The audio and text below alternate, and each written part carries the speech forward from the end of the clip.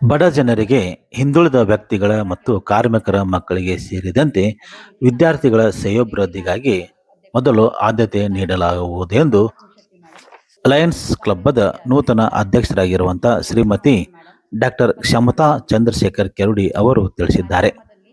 ಅವರು ಬಾಗಲಕೋಟೆಯ ನವನಗರದ ಪತ್ರಿಕಾ ಭವನದಲ್ಲಿ ಮಾಧ್ಯಮ ಪ್ರತಿನಿಧಿಗಳೊಂದಿಗೆ ಮಾತನಾಡುತ್ತಾ 2026 ಹಾಗೂ 27ನೇ ಸಾಲಿನ 56ನೇ ಲಯನ್ಸ್ ಸಂಸ್ಥೆಯ ಪದಗ್ರಹ ಸಮಾರಂಭ ಜರುಗಲಿದೆ.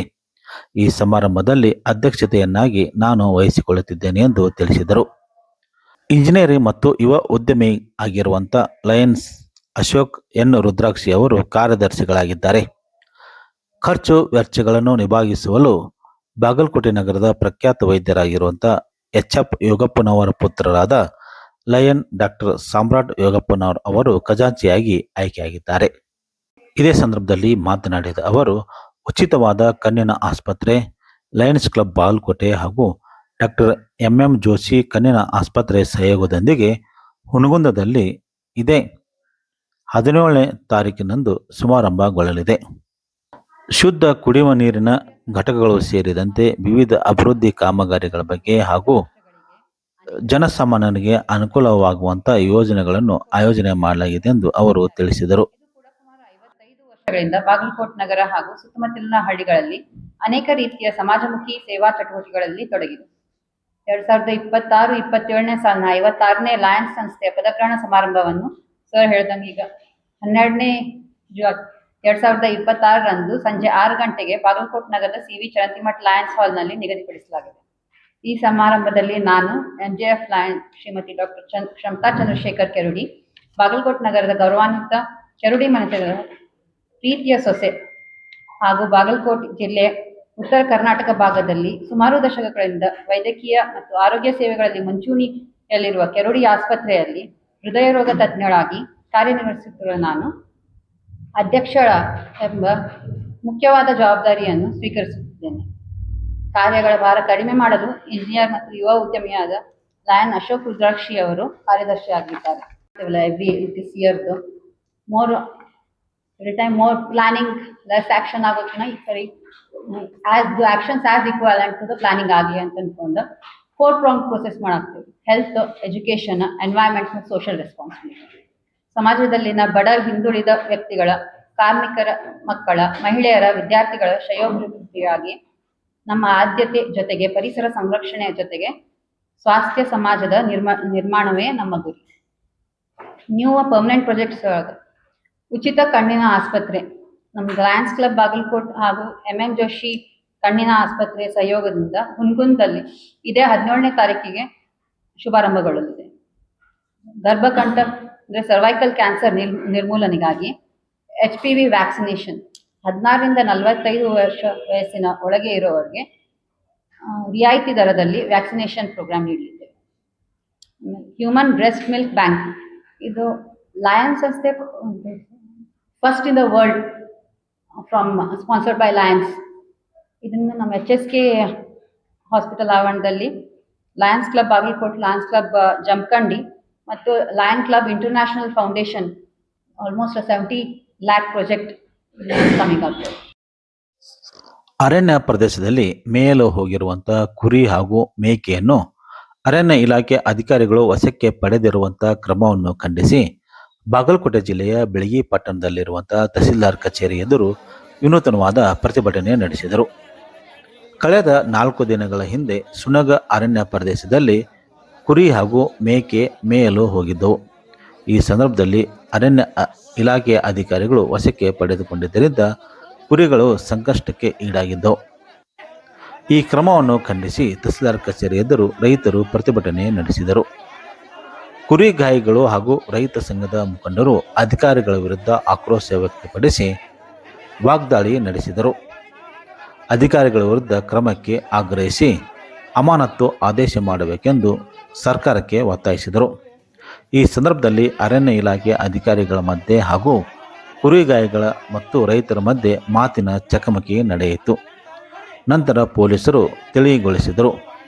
ತಮ್ಮ ಬೇಡಿಕೆ ಈಡೇರುವವರೆಗೂ ಹೋರಾಟ ಕೈಬಿಡಲೆಂದು ರೈತರು ಪಟ್ಟು ಹಿಡಿದು ತಹಸೀಲ್ದಾರ್ ಕಚೇರಿ ಎದುರು ಅಡಿಗೆ ಮಾಡುವ ಮೂಲಕ ವಿನೂತನವಾಗಿ ಪ್ರತಿಭಟನೆ ನಡೆಸಿದ್ದಾರೆ.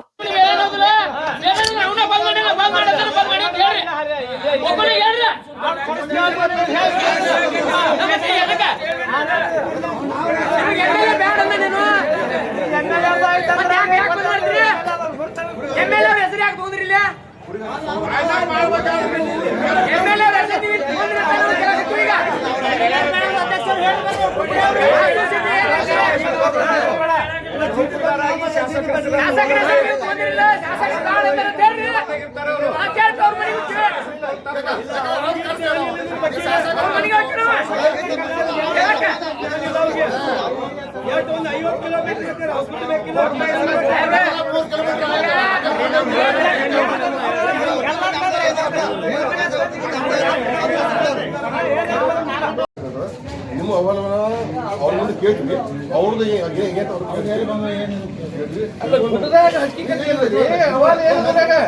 ಅಲ್ಲೇನು ಬಂಗಾರ ಗಿಂಗಾರ ಇಟ್ಟಾರೆ ಏನ್ ಗುಡ್ದಾಗ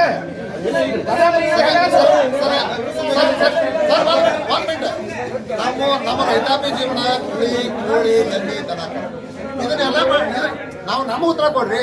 ನಮ್ಮ ಬದುಕು ಎದಕ್ಕೆ ರೈತರ ಬದುಕು ಎದ್ರ ಮೇಲೆ ಅದಾವ್ರಿ? ದನ ಕರ ಕುರಿ ಕೋಳಿ ಇದ್ರ ಮೇಲೆ ನಮ್ಮ ಬದುಕದಾವ. ಹಿಂದಕ್ಕೆ ನಮ್ಮ ದನಕರಿಗಳು ಹೊಲ್ದ ಅಲ್ಲಿ ಹೊಳದಾಂಡಿಗೆ ಮೇವಿಲ್ಲ ಅಂದ್ರೂ ನಾವು ಹೋಗಿ ಗುಡ್ದಾಗ ನಮ್ ದನ ಬಿಟ್ಟು ಬರ್ತಿದ್ದೆವು. ಆಗಿಲ್ಲದಂತ ರೆಸ್ಟ್ರಿಕ್ಷನ್ ಈಗ ಯಾಕೆ ಬರಾಕಲ್ಲ? ಅಲ್ಲ ಈಗ ಯಾಕೆ ಬರಾಕತ್ರಿ? ಅಲ್ಲ ನೀವು ಮೊದಲಿಗೆ ಭೂಮಿ ಹಿಗ್ಗಿಲ್ಲ, ಜನಸಂಖ್ಯೆ ಹಿಗ್ಗ್ಯಾದ ನೋಡ್ರಿ.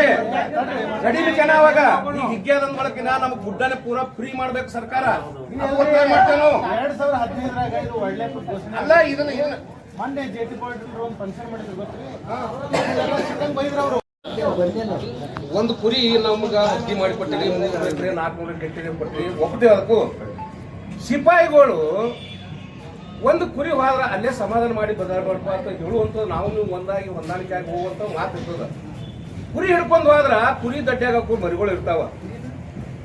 ಒಂದೊಂದು ಕುರಿ 10,000 15,000 ರೂಪಾಯಿ ಕುರಿ ಇರ್ತಾವ. ಏನಿರ್ಲಿ ಕುರಿ ಹಿಡ್ಕೊಂಡು ಹೋಗ್ಯಾನ ಈಗ ಸಿಪಾಯಿ. ನಾವು ಈಗ ಏನವ ಯಾವ ಸಿಪಾಯಿ ಇಬ್ರು ಹಿಡ್ಕೊಂಡು ಹೋಗಲ್ಲ, ಅವ್ರಿಬ್ರು ನಿಮ್ಮ ಇಲಾಖೆಯಿಂದ ಸಸ್ಪೆಂಡ್ ಮಾಡ್ಬೇಕು. ಈಗ ಗಲಗಾಲ ಅವ್ರಿ ಒಬ್ಬರಿಗೆ ನೀವು ಸಿಪಾಯಿ ಬಿಸಿ ಮುಟ್ಟಿಸುತ್ತಾನ. ಈಗ ಅವ್ರಿಗೆ 6 ತಿಂಗಳಲ್ಲಿ 3 ತಿಂಗಳಿಗೆ ಅವ್ನು ಸಸ್ಪೆಂಡ್ ಮಾಡಿ ಬರಲ್ಲ ನೋಡ್ರಿ. ನೀವು ಅವನು ಸಸ್ಪೆಂಡ್ ಮಾಡಿಕತ್ತಂದ್ರ ಇದು ಉಗ್ರವಾದ ಹೋರಾಟ. ಒಬ್ಬರೇ ಬರೇ ಕುರಿಗಾಯಿಗಳಲ್ಲ, ಇಡೀ ನಮ್ಮ ಬಿಳಿಗಿ ತಾಲೂಕಿನ ಎಲ್ಲಾ ಜನಾಂಗ ಕುರಿಗಾಯಿಗಳಂದ್ರ ಇಲ್ಲಿ ಟೆಂಟ್ ಹಾಕ್ತೀವಿ. ಈಗ ಮೊದಲು ಅವ್ನು ಹಿಡ್ಕೊಂಡು ಹೋದ್ರೆ ಮೊದಲು ಸಸ್ಪೆಂಡ್ ಅವ್ನ ಪನಿಷ್ಮೆಂಟ್ ಆಗ್ಬೇಕು. ಈಗ ಅವ್ನು ನಿಮ್ಮ ಸಾಹಿಬ್ ಹೇಳ್ರಿ, ನಿಮ್ಮ ಸಾಹಿಬ್ ನಾವು ಹಿಂಗಂತೇವ್ರ ಅವ್ನು ಸಸ್ಪೆಂಡ್ ಮಾಡುತ್ತಾನ. ನಾವು ಇಲ್ಲಿ ಹೇಳುದಿಲ್ಲ, ಸಸ್ಪೆಂಡ್ ಆಗ್ಬೇಕು. ಅವ್ನು ಸಸ್ಪೆಂಡ್ ಅಂದ್ರೆ ಪೂರ ನೌಕರಿ ಇಲ್ಲ, ಅವ್ನು 3 ತಿಂಗಳು ಅವನಿಗೆ ಪರಿಹರಿಸಿ ಅವನಿಗೆ ಪನಿಷ್ಮೆಂಟ್. ಮತ್ತೆ ಆ ಸಿಪಾಯಿಗಳು ಏನಂತಾರಲ್ಲ ಅವಾಗ ಒಟ್ಟು ಹೊರಗೆ ಬರ್ತದೆ.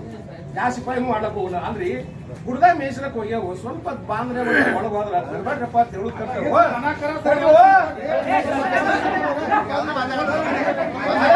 ಹೋಗಿದ್ದಕ್ಕ ಸಹಕಾರದಿಂದ ಬೇಕಾ. ಅವನು ಮನುಷ್ಯರೇ, ನಾವು ಮನುಷ್ಯರೇ. ನೀವು ರೈತರ ಮಕ್ಕಳೇ, ನಾವು ಕುರಿಗಾರರು, ಎಲ್ಲರೂ ಕುರಿಗಾರರು. ನೀವೇನ ನೌಕರದಾರ ರೈತರ ಮಕ್ಕಳೆಲ್ಲ ತಿಳ್ಕೊಬೇಡ್ರಿ.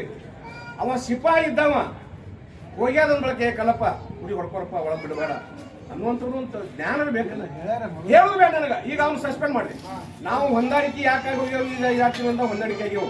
ನಮ್ಮ ಬೌಂಡ್ರಿ ಒಳಗ ನೀವು ಬೌಂಡ್ರಿ ಹಾಕಿರಲ್ಲ, ನಿಮ್ಮ ಬೌಂಡ್ರಿ ಅಸ್ಪತ್ರೆಗೆ ಹೋಗೋ 3 ಜನರು. ಆ 3 ಜನ ಹೋದವ ಅಲ್ಲಿ ಹೋಗಿದ್ರೆ ನಿಮ್ಗೆ ನುಕ್ಸಾನ ಏನಾಗಿತ್ತು ಅದನ್ನ ನಾನು ತಿಳಿಸ್ಬೇಕೀಗ. ನಿಂದೇನ ಅಲ್ಲಿ ಗಿಡ ಕಡ್ದ್ರು ಕಡಿಬಹುದು ಹುಲ್ಲಿನಾಶಕ.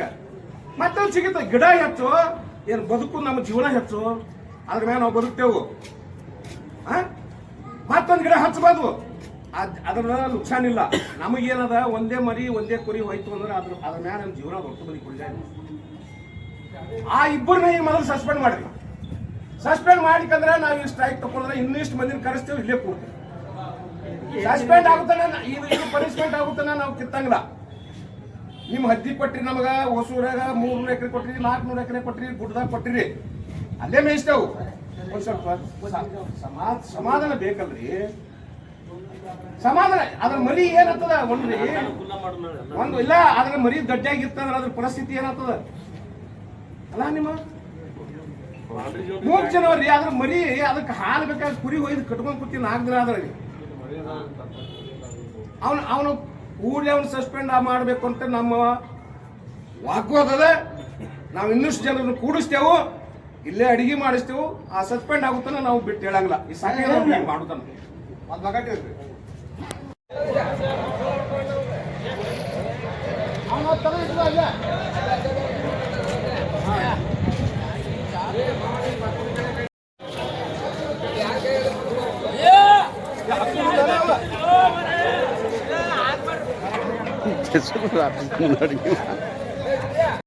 ಇವತ್ತ ತಾಲೂಕು ಆಡಳಿತದ ಮುಂದೆ ನಾವು ಅನಿರ್ದಿಷ್ಟ ಹೋರಾಟವನ್ನು ಮುಂದುವರಿಸಿವಿ. ಅಧಿಕಾರಿಗಳು ಏನು ಮಾಡಾಕತ್ತಾರ, ಅರಣ್ಯ ಅಧಿಕಾರಿಗಳಂದ್ರೆ ಅವು ಯಾವ ಮರಿ ಕುರಿ ಇರ್ತಾವೋ, ಬಾಡ್ರ್ ಇರ್ತಾವೋ, ಅವು ಯಾವ ಇರ್ತಾವೋ ಗೊತ್ತಾಗಿಲ್ಲ ಅವ್ರಿಗೆ. ಅವು ಮರಿ ಕುರಿಗಳನ್ನ ಹಿಡ್ಕೊಂಡು ಹೋಗಿ 4 ದಿನ ಹಿಡ್ಕೊಂಡು ಕೂತಾರ. ಬಿಡ್ರಿಪ್ಪ ಅಂತಂದ್ರೆ ನೀವು ಅಲ್ಲಿ ಬಿಟ್ರಿ ಇಲ್ಲಿ ಬಿಟ್ರಿ ಅಂತೇಳಿ ಅವ್ರಿಗೆ 10,000 ರೂಪಾಯಿ ದಂಡ ಹಾಕೋದು, 8,000 ದಂಡ ಹಾಕೋದು. ಆ ದಂಡಕ್ಕೆ ರಸೀಟಿ ಕೊಡಂಗಿಲ್ಲ, ಏನೂ ಇಲ್ಲಾರ್ದನೆ 10,000 8,000 ದಂಡ ಕಟ್ಟಿದ್ರ ಬಡು ಕುರಿಗಾರರು ಕುರಿ ಮೇಲೆ ಹೊಟ್ಟಿ ತುಂಬಿಕೊಳ್ಳುವಂತ ಜನ ಯಾವ ತರ ಬದುಕಬೇಕಂತಕ್ಕಂಥ ಬದುಕನ್ನ ದುಸ್ತರವಾಗಿ ಆ ತರ ನಿರ್ಮಾಣ ಮಾಡಕತ್ತಾರ. ದಯಮಾಡಿ ಸರ್ಕಾರ ಎಚ್ಚೆತ್ಕೊಂಡು ಈ ವೈಲ್ಡ್ ಲೈಫ್ ಸೆಂಚುರಿ ಆಗೈತಿ, ನಾವು ಒಳಗೆ ಬಿಡುದಿಲ್ಲ ಅಂತಕ್ಕಂಥ ಮಾತನ್ನ ಅಧಿಕಾರಿಗಳು ಹೇಳ್ತಾರೆ. ವೈಲ್ಡ್ ಲೈಫ್ ಸೆಂಚುರಿ ಮಾಡಬೇಕಾದ್ರೆ ಆ ಸಂಬಂಧಪಟ್ಟ ಎಲ್ಲಾ ಗುಡ್ಡ ದಂಡಿಗಿರ್ತಕ್ಕಂಥ ಊರುಗಳಿಗೆ ಗ್ರಾಮ ಸಭೆ ಮಾಡಿ ನಾವು ಹಿಂಗೆ ಮಾಡ್ಬೇಕತ್ತೀವಿ, ಇದಕ್ಕೆ ನಿಮ್ಮ ಒಪ್ಪಿಗೆ ಐತೋ ಇಲ್ಲೋ ಗ್ರಾಮ ಸಭಾ ಟರಾವನ್ನ ತಗೊಂಡಿಲ್ಲ. ಏಕಾಏಕಿ ತಮ್ಮ ಕೈಯಾಗ ಅಧಿಕಾರ ಐತೆ ತಿಳ್ಕೊಂಡು ವೈಲ್ಡ್ ಲೈಫ್ ಸೆಂಚುರಿ 2015 ಮಾಡಿದ್ರು.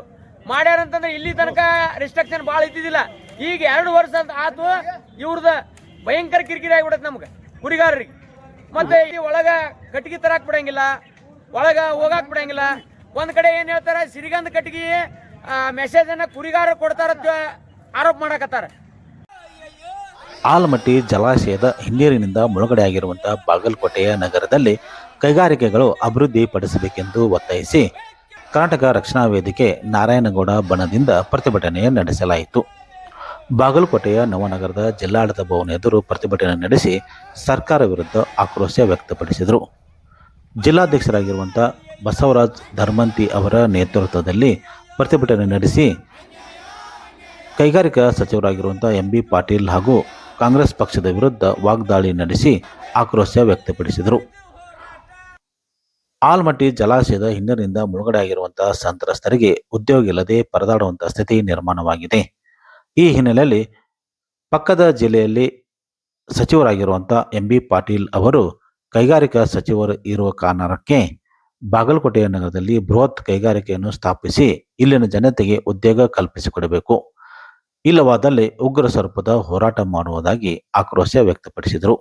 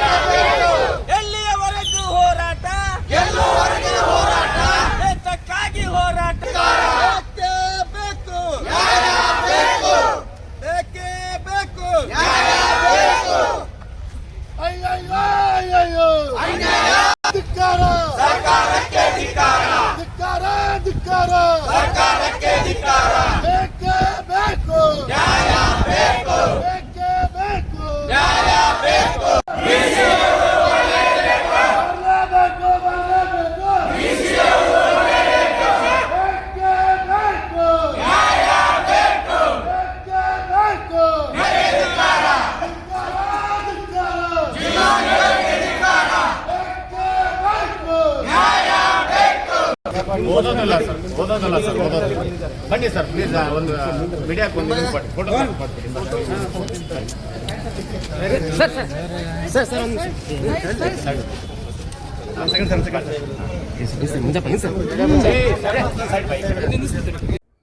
ಉದ್ಯಮಗಳು ಕೈಗಾರಿಕೆಗಳು ಬಾಗಲಕೋಟೆ ನಗರಕ್ಕೆ, ಮುಖ್ಯವಾಗಿ ನವನಗರ ಭಾಗದ ಜನರು ಈಗೇನಾಗಿದೆ ಅಂತಂದ್ರೆ, ಈ ಮೊದಲು ಹಳೆಯ ಬಾಗಲಕೋಟೆಯನ್ನು ಮುಳುಗಡೆ ಮಾಡಿದ್ರಿ. ಆ ಮುಳುಗಡೆ ಮಾಡುವ ಪೂರ್ವದಲ್ಲಿ ಎಲ್ಲರಿಗೂ ಅವ್ರದೇ ಆದಂಥ ಕುಲ ಕಸಬುಗಳಿದ್ದು, ಮೂಲ ಕಸಬುಗಳಿದ್ದು, ವ್ಯಾಪಾರ ವಹಿವಾಟುಗಳು, ಅನೇಕ ಆಸ್ತಿಗಳಿದ್ದವು. ಅದು ಅವ್ರ ಬದುಕು ನಡೀತಾ ಇತ್ತು. ಹೇಗೋ ನೀವು ಏಷ್ಯಾದ ಅತಿ ದೊಡ್ಡ ಯೋಜನೆ, ಏಷ್ಯಾದಲ್ಲೇ ಮೊಟ್ಟ ಮೊದಲ ನಗರ ಯಾವುದಾದ್ರೂ ಮುಳುಗಡೆ ಆಗಿದೆ ಅಂತಂದ್ರೆ ಅದು ಬಾಗಲಕೋಟೆ. ಹಾಗೆ ಮಾಡ್ತೀವಿ, ಹೀಗೆ ಮಾಡ್ತೀವಿ, ಇಷ್ಟು ಪ್ಲಾಟ್ ಕೊಡ್ತೀವಿ, ಅಷ್ಟು ಪ್ಲಾಟ್ ಕೊಡ್ತೀವಿ ಅಂತ ಆಸೆ ತೋರಿಸಿ ಎಲ್ಲರನ್ನೂ ಸಂತ್ರಸ್ತರನ್ನಾಗಿ ಬೀದಿ ತರುವಂಥ ಪ್ರಯತ್ನ ಮಾಡಿದ್ರಿ. ಆರಂಭದಲ್ಲೇ ಈ ಯೋಜನೆ ಹಳ್ಳ ಹೇಗೆ ಹಿಡಿತು ಅಂತಂದ್ರೆ, ವಾಣಿಜ್ಯಾತ್ಮಕವಾಗಿ ಉದ್ಯಮಾತ್ಮಕವಾಗಿ ಕೈಗಾರಿಕಾ ವಿಚಾರದಲ್ಲಿ ಯಾವುದೇ ಯೋಜನೆ ಇಲ್ಲದೆ ಕೇವಲ ಜನರನ್ನ ಹಳೆಯ ಮುಳುಗಡೆ ಆಗುವಂಥ ಜನರನ್ನ ಹಳೆ ಬಾಗಲಕೋಟೆಯಿಂದ ನವನಗರಕ್ಕೆ ಸ್ಥಳಾಂತರಿಸೋದು ಒಂದೇ ದೊಡ್ಡ ಜವಾಬ್ದಾರಿ ಅನ್ನೋ ರೀತಿ ಎಲ್ಲ ಸರ್ಕಾರಗಳು ನಡೆದುಕೊಂಡು ಬಂದವು. ಅದ ನಂತರ ಉದ್ಯಮಗಳು ಇಲ್ಲದೆ ಇರೋ ಕಾರಣಕ್ಕೆ ನವನಗರ ಭಾಗದಲ್ಲಿ ಎಲ್ಲರೂ ಇಡೀ ಬಾಗಲಕೋಟೆ ಜನತೆ ಗಮನಿಸ್ತಿರ್ತಾರೆ. ಇದನ್ನ ಬರೀ ಎಗ್ರೇಸ್ ಅಂಗಡಿಗಳನ್ನ ಮತ್ತು ಟಮ್ ಚಲಾಯಿಸುವುದನ್ನು ಇದು ಒಂದನ್ನೇ ದುಡಿಮೆಯಾಗಿ ಮಾಡ್ಕೊಳ್ಳುವಂಥ ಪರಿಸ್ಥಿತಿಯನ್ನು ನಿರ್ಮಾಣ ಮಾಡಿದೆ ಸರ್ಕಾರಗಳು. ಇಡೀ ರಾಜ್ಯದ ಅಭಿವೃದ್ಧಿಗಾಗಿ ಎಷ್ಟೋ ಲಕ್ಷ ಎಕರೆ ಭೂಮಿಗೆ ನೀರಾವರಿ ಕಲ್ಪಿಸೋದಕ್ಕಾಗಿ ನಮ್ಮ ಬಾಗಲಕೋಟೆಯ ಜನತೆ ತಮ್ಮ ಇಡೀ ಬದುಕನ್ನು ಕಳ್ಕೊಂಡಿದ್ದಾರೆ. ಅವ್ರಿಗೆ ನೀವೇನು ಪರ್ಯಾಯವಾಗಿ ಕೊಡ್ತಾ ಇದ್ದೀರಿ, ಪ್ರತ್ಯುಪಕಾರವಾಗಿ ಏನು ಕೊಡ್ತಾ ಇದ್ದೀರಿ? ಇನ್ನು ಎಂ ಬಿ ಪಾಟೀಲರು ಮೇಲುಸ್ತುವಾರಿ ಸಚಿವರಿದ್ದಾರೆ. ಈ ಹಿಂದೆ 2013ರಿಂದ 2018ರ ಅವಧಿಯಲ್ಲಿ ಅವರು ಜಲಸಂಪನ್ಮೂಲ ಸಚಿವರಿದ್ದಾಗ ನಮ್ಮ ಕೃಷ್ಣಾ ಮೇಲ್ದಂಡೆ ಯೋಜನೆ ನೀರನ್ನೇ ಬಳಕೆ ಮಾಡಿಕೊಂಡು ತಮ್ಮ ಕ್ಷೇತ್ರವನ್ನು ಸಂಪೂರ್ಣ ನೀರಾವರಿ ಮಾಡಿದ್ರು. ಅದೇ ಬಾಗಲಕೋಟೆಗೆ ಕನಿಷ್ಠ ಒಂದು 5 TMC ನೀರನ್ನಾದರೂ ಕೊಡುವಂಥ ಕೆಲಸವನ್ನು ಮಾಡಲಿಲ್ಲ. ಇನ್ನು ಈಗ ಬೃಹತ್ ಕೈಗಾರಿಕಾ ಸಚಿವರಾಗಿ ಮತ್ತೆ 4ನೇ ವರ್ಷ ಅವ್ರದ್ದು, 3 ವರ್ಷ ಮುಗೀತು, 4ನೇ ವರ್ಷ ಶುರುವಾಗಿದೆ. ಈಗಲೂ ಕೂಡ ಬಾಗಲಕೋಟೆ ಕೃಷ್ಣಾ ಮೇಲ್ದಂಡೆ ಯೋಜನೆಯಿಂದ ಮುಳುಗಡೆ ಆಗಿದೆ. ಇಲ್ಲಿ ಉದ್ಯಮಗಳು ಬರಬೇಕು, ಇಲ್ಲಿ ಜನರಿಗೆ ಉದ್ಯೋಗಗಳು ಸಿಗಬೇಕು, ಇಲ್ಲಿ ಕಲ್ತಂಥ ಮಕ್ಕಳು, ಪ್ರತಿಭಾವಂತ ಮಕ್ಕಳು ಬೆಂಗಳೂರಿಗೆ, ಹೈದರಾಬಾದು, ಪೂನಾ ಈ ಥರ ಬೇರೆ ಬೇರೆ ಊರು ರಾಜ್ಯಗಳಿಗೆ ವಲಸೆ ಹೋಗದಂತೆ ಇಲ್ಲೇ ತಮ್ಮ ಬದುಕನ್ನು ಕಟ್ಟಿಕೊಳ್ಳುವಂಥ ವ್ಯವಸ್ಥೆಯನ್ನು ಮಾಡಬೇಕು ಅಂತ ಸಾಮಾನ್ಯ ಪ್ರಜ್ಞೆ ಸಚಿವರಿಗೂ ಇಲ್ಲ, ಇಲ್ಲಿನ ಜನಪ್ರತಿನಿಧಿಗಳು ಇಲ್ಲದೇ ಇರೋ ಕಾರಣಕ್ಕೆ ಎಚ್ ಶಿವರಾಮೇಗೌಡರ ಕರ್ನಾಟಕ ರಕ್ಷಣಾ ವೇದಿಕೆ ಇವತ್ತು ಏನು ಹೋರಾಟ ಆರಂಭ ಮಾಡಿದೆ, ಸರ್ಕಾರಕ್ಕೆ ಮತ್ತು ಸಚಿವರಿಗೆ ನಾವು ಎಚ್ಚರಿಕೆ ಕೊಡ್ತೀವಿ. ನೀವು ವಿಜಯಪುರಕ್ಕೆ 500 ಕೋಟಿ ಅಲ್ಲ 5,000 ಕೋಟಿಯ ಕಾರ್ಯಕ್ರಮಗಳನ್ನ ಯೋಜನೆಗಳನ್ನ ತೆಗೆದುಕೊಂಡು ಹೋದ್ರೂ ನಮ್ಮ ಯಾವ ಅಭ್ಯಂತರ ಇಲ್ಲ. ಆದರೆ ಇಡೀ ಕರ್ನಾಟಕಕ್ಕೆ ಯಾವುದಾದ್ರೂ ಒಂದು ಜಿಲ್ಲೆ ತ್ಯಾಗ ಮಾಡಿದೆ, ತಮ್ಮ ಬದುಕನ್ನು ಕಳೆದುಕೊಂಡು ಜನ ಇನ್ನೊಂದು ಕಡೆ ಬದುಕನ್ನು ಕಟ್ಕೊಳ್ಳೋ ಪ್ರಯತ್ನ ಮಾಡ್ತಿದ್ದಾರೆ ಅಂತಂದ್ರೆ ಅದು ಬಾಗಲಕೋಟೆಯವರು ಮಾತ್ರ. ಬಾಗಲಕೋಟೆ ಜನರ ತ್ಯಾಗಕ್ಕೆ ಸರ್ಕಾರ ಬೆಲೆ ಕೊಡಬೇಕು, ನಮಗೆ ಬೇಕಾದಂಥ ಕೈಗಾರಿಕೆಗಳನ್ನು ಕೊಡಬೇಕು. ಇನ್ನು ಜೊತೆ